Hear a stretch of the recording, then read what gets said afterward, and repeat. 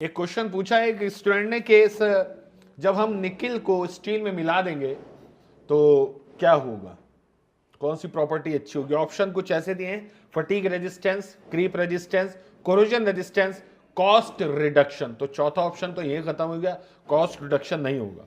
देखो निकिल की सबसे खास बात यह है कि मटेरियल की स्ट्रेंथ बढ़ाता है, स्टील की स्ट्रेंथ बढ़ाता है विदाउट सेक्रीफाइसिंग डक्टिलिटी।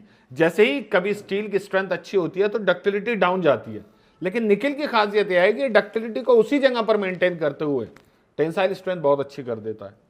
ठीक है, तो टेंसाइल स्ट्रेंथ तो यहां नहीं दिया, यहां पे दिया फटीग, क्रीप और कोरोजन। कोरोजन रेजिस्टेंस अच्छा करता है निकिल, बिल्कुल करता है, ऑब्वियस करता है।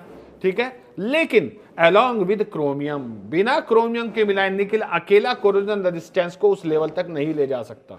तो क्रोमियम और निकिल हमेशा साथ यूज होते हैं, इसलिए डिस्टिंग्विश करना मुश्किल हो जाता है किसकी वजह से कोरोजन अच्छा हो रहा है। I am telling you chromium is the primary element which is used to enhance the corrosion resistance of steel. Nickel हमेशा क्रोमियम के साथ इस्तेमाल करते हैं तो वो और अच्छा कर देता है कोरोजन रेजिस्टेंस। अब सवाल उठता है क्रीप रेजिस्टेंस या फटीग रेजिस्टेंस।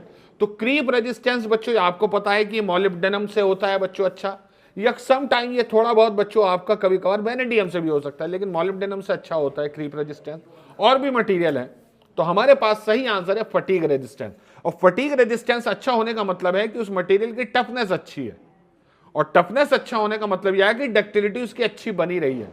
तो किसी भी स्टील में जब आप निकिल मिलाते हैं तो उसकी डक्टिलिटी मेंटेन रहती है, यानी कि उसकी टफनेस बनी रहती है, टेंसाइल स्ट्रेंथ अच्छी हो जाती है, तो वहां पर टफनेस अच्छी होती है। तो निकिल का बेसिकली काम यही है, to improve the tensile strength, to improve the toughness. और तीसरा अब हमें पता चला टफनेस इंप्रूव होने की वजह से फटीग रेजिस्टेंस अच्छा मिलता है। तो आप लगाएंगे बच्चों ए आंसर,